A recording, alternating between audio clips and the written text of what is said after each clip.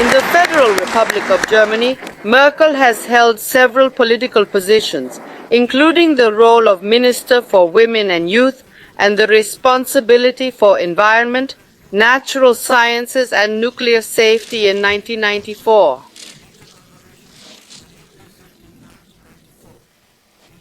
In 2005, Dr. Merkel was elected as Chancellor of the Federal Republic of Germany. She was the first woman to hold this position.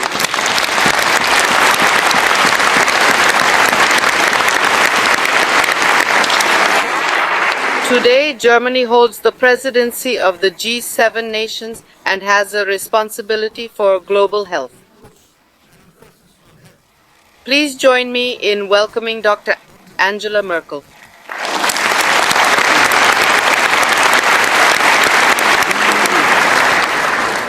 Mr. President, Madam Director General, Excellencies, ladies and gentlemen, there's an ancient wisdom from pre-Christian times that says, before you speak, educate yourself. Before you fall ill, take care of your health. Some words have stood the test of time, enduring for thousands of years. There is a fundamental human right to health.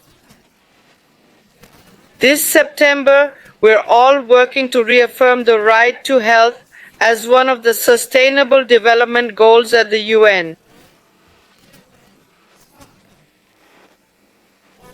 That's why the German G7 presidency has also prioritized the issue of health. We will continue to focus on this throughout our presidency. Why? Firstly, because the human right to health can only be realized if sustainable healthcare systems exist or are being developed in every country on earth. And secondly, because we recognize that as the world becomes more interconnected, we're all dependent on each other's health. Your health is my health, and vice versa.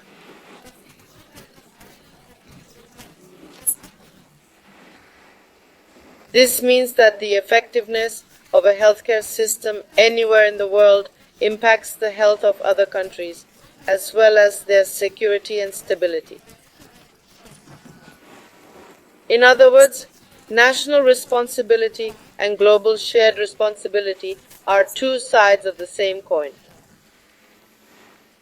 Germany has put 3 health-related topics on the agenda.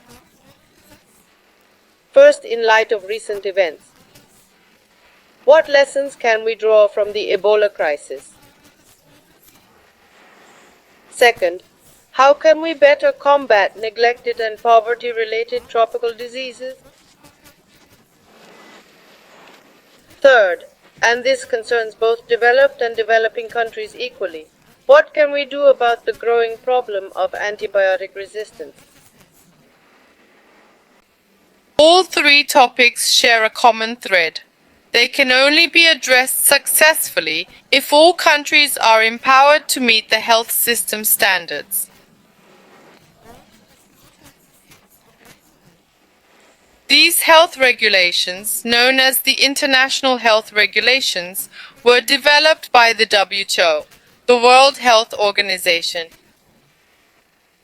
And the implementation process must become mandatory for everyone. These aren't just recommendations. These guidelines are so effective that they must be put into action. Why are the G7 countries now focusing on what's already been agreed upon internationally? It's because we're economically strong, because we as G7 nations possess a high level of scientific expertise, and because we share common values that affirm the indivisible dignity of every human being, which is why it shouldn't be limited to just the G7 countries. I'm delighted to be here today as a guest at the World Health Organization, alongside the German Health Minister, to discuss our plans.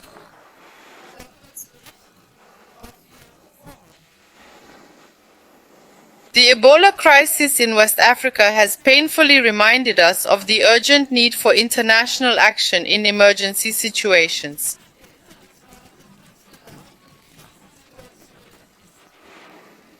26,000 people have been infected with the virus. Tragically, over 11,000 lives have been lost. We're seeing that the affected countries are severely destabilized. We've made some initial progress. Libya is now Ebola-free. We hope this will soon be true for the other two countries as well. But the fight isn't truly won until there are no new cases. In fact, we'll only have truly succeeded when we're prepared for the next crisis. That means we need to have learned the lessons from this crisis. And the lesson we all must learn is that we should have acted sooner. So we need to ask ourselves what can be done. So we need a global disaster management plan. And this is where the World Health Organization plays a crucial role. What do we expect from the World Health Organization? What does it need to accomplish? And what must the member countries working within this organization contribute? In my view, the World Health Organization is the only international organization that enjoys universal political legitimacy in global health issues. That's why it's crucial to make its structures more efficient. It's certainly an advantage that the World Health Organization has 150 country offices, 6 regional offices, and 1 central office. This decentralized structure is important. But let's be honest, decentralization often leads to an inability to make decisions and take action. That's why we need to leverage the advantage of decentralized organization in a way that clearly links the 3 levels at which the World Health Organization operates, with distinct chains of command and action structures, so that in the end, everyone knows who should say what to whom, when to report, and what actions to take. This is certainly easier said than done. But I believe that as we're trying to learn from this experience, it's crucial for everyone to step out of their comfort zone, take on this challenge, and work together to improve. While the World Health Organization has central legitimacy in health policy, it can't be the only organization responsible for a global disaster management plan. This means we need to achieve effective cooperation between the whole, the UN system as a whole, and the World Bank. To examine this collaboration more closely, the Prime Ministers of Norway, the President of Ghana, and I have asked the Secretary General of the United Nations to establish a high-level panel. This panel has now begun its work under the leadership of President Kikwete from Tanzania and is set to present a report by the end of the year on what we need to learn from international organizations. Which organization can contribute what, and how we can be better prepared for both disease outbreaks and natural disasters in the future.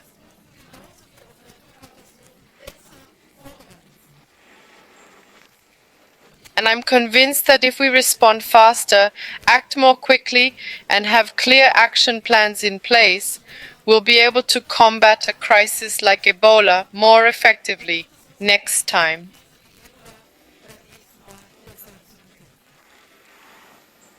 However, there's one thing we mustn't lose sight of, despite all our international cooperation. The starting point must be that each country develops and is able to develop its own sustainable healthcare system, and that's why building healthcare systems is a central task. Germany is committed to taking on this challenge. This year and next, we'll be allocating 200 million euros to the affected countries, with 70 million of that going to West Africa alone. This is to promote sustainable development of structures, essentially helping people help themselves. Ladies and gentlemen, the second topic on our G7 agenda is neglected and poverty-related tropical diseases. This is related to the fact that many countries are simply too poor to build their own healthcare systems today, which is why we need to assist them. When we talk about neglected tropical diseases, we shouldn't take the word neglected too literally. These diseases affect 1.4 billion people. The interesting thing about these diseases is that often with relatively little material investment, we can alleviate the suffering of hundreds of millions of people and restore their health. On one hand, we need the long-term development of healthcare systems, and on the other hand, we need the results from the pharmaceutical industry. Thirdly, and most importantly, we need to address the logistics of distribution. That's why it's crucial to work closely with the affected countries. We see very different results across the African continent, for example, when it comes to these logistical capabilities. This is why the whole issue ties back into developing healthcare systems, but not just healthcare systems. It's also about establishing effective administrative structures. The third topic we want to address from the German side during our G7 presidency is the issue of antibiotic resistance. The National Academies of Sciences have provided us with insights on this, as well as on the topic of neglected tropical diseases. I believe we're approaching a topic that's of crucial importance for humanity as a whole, both in developed and less developed countries. It's about ensuring the effectiveness of existing antibiotics and limiting their use to only necessary medical applications, not just for humans, but for animals as well.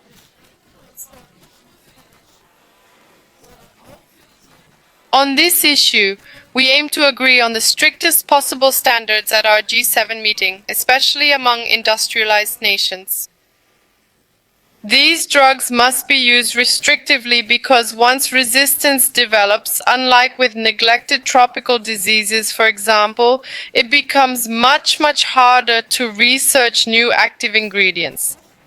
The pharmaceutical industry is an important partner in the fight against diseases, but even they can't accomplish what research itself can't achieve.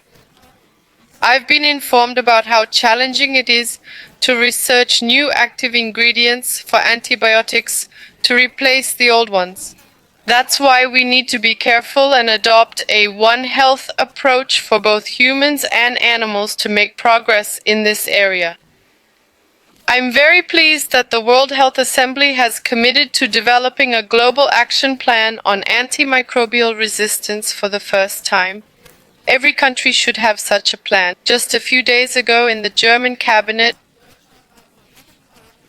such a plan has been adopted, and there is very close collaboration between human medicine and veterinary medicine in this regard. Ladies and gentlemen, in conclusion, I would like to thank all the staff of the World Health Organization, as well as the representatives of other UN organizations, non-governmental organizations, and foundations.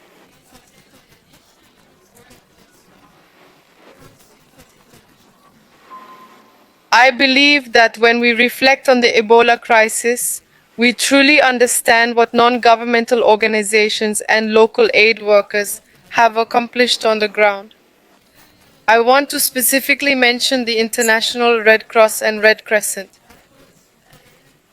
I also want to mention Doctors Without Borders, but these are just examples of the many others who show endless commitment working alongside the staff of international organizations. And that's why I have a final request which we will also advocate for at the G. Everyone is crucial in the fight for the human right to health. The landscape has changed significantly over the past few years. When the World Health Organization was first established, it stood alone. Now we have foundations and highly dedicated non-governmental organizations. Everyone working towards the same goal is equally valuable. Let's find ways to collaborate effectively rather than working against each other. The challenge is enormous, and the efforts are so crucial that we need every helping hand. So, in closing, I want to express my heartfelt thanks for your work on behalf of people everywhere. During its G7 presidency, Germany, along with the other G7 partners, will strive to support and advance your efforts. Thank you very much.